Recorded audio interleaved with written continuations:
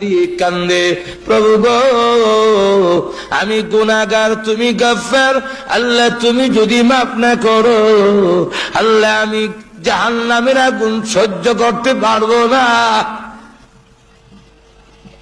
আল্লাহ কিয়ামতের দিন লাঞ্ছনা অপমান সহ্য করতে পারবো না, মেহেরবানি করে আমার জীবনের গুনাহ মাফ করে দাও। এমনি সাহেব মাথা উঠাক, আল্লাহর দরবারে তওবা করো। কোন গুনাহ করে থাকলে আল্লাহ রাব্বুল আলামিনের নাম গফুরুর রহিম, আল্লাহ রাব্বুল আলামিন তোমাকে মাফ করে দিতে পারেন। সাহাবা ডাক দিয়ে কয়, ভাই সাঈদ আমি বাড়িতে যাব না, আমার এই চেহারা আর দেখাবো না, তুমি যদি আমাকে বাড়িতে নিতে হয় আমার দুইটা হাত গালের সঙ্গে বেঁধে অপমানিত গোলামের নায়ে টেনে নিতে পারো, আমি আর মদিনায় যাব না। বাধ্য হইয়া সাঈদ রাদিয়াল্লাহু আনহু সাহাবার দুইটা হাত গালের সঙ্গে এইভাবে বাঁধলেন।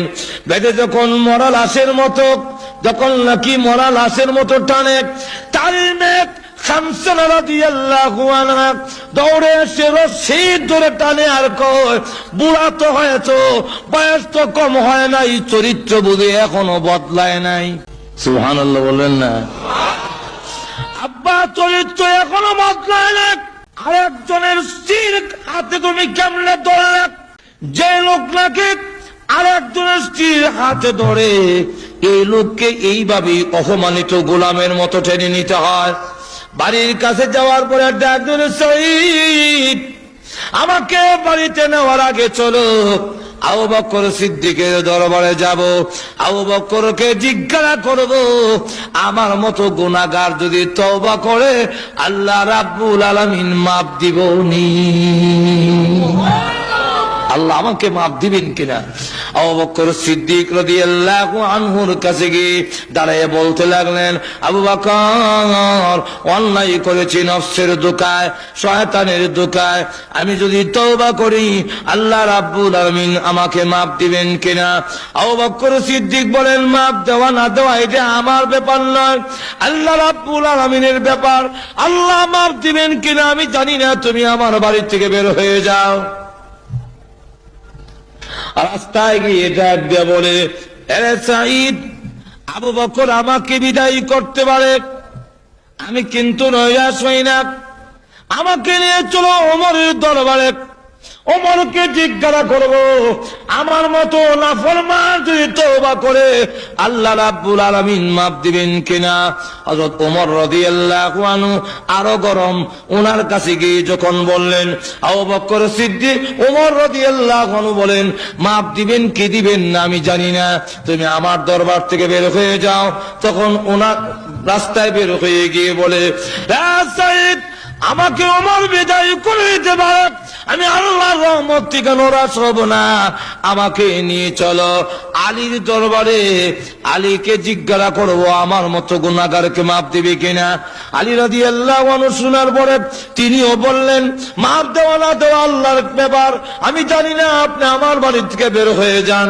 রাস্তায় গিয়ে ডাক দিয়ে বলে, আরে সাঈদ আমার ইচ্ছা ছিল রাহমাতুল লিল আলামিন যেন আমার আলোচনা, আমার কথাটা না শুনে, তাহলে লজ্জা হবে। আবু বকরের কাছে গেলাম, বের করে দিয়েছে। ওমরের কাছে গিয়েছি, তিনিও বের করে দিলেন। আলীর কাছে গিয়েছি, আলী বের করে দিলেন।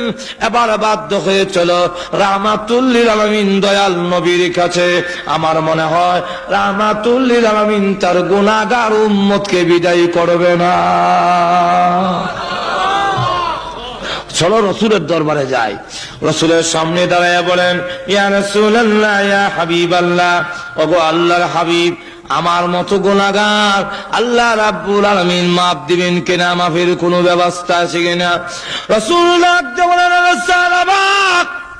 মাফ দেওয়া না দেওয়া আল্লাহর কাজ, আমি জানি না তোকে মাফ দিবেন কিনা, কিন্তু আমার রাগ হলো বিশ্বাসঘাতকতা কেন করলে, আমি ওই সাহাবীর স্ত্রীর সঙ্গে বিশ্বাসঘাতকতা কেন করেছো, তোমার মতো সাহাবী আমার বাড়ি থেকে বের হয়ে যাও।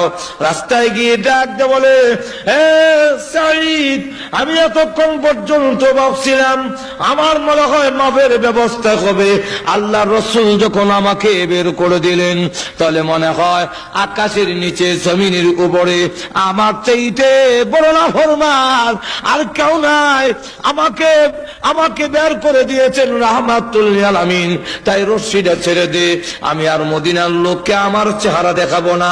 সাইদ তখন রশ্মি ছেড়ে দিল, তার মেয়ে রশ্মি ছেড়ে দিয়া ডাক দেয়া বলে, হে আব্বা, ঘুরে ঘুরে দেখেছে আবু বকর তোমার প্রতি নারাজ, ওমর তোমার প্রতি নারাজ, আলী তোমার প্রতি নারাজ, এমনকি রাহমাতুল লিল আলামিন পর্যন্ত তোমার প্রতি নারাজ।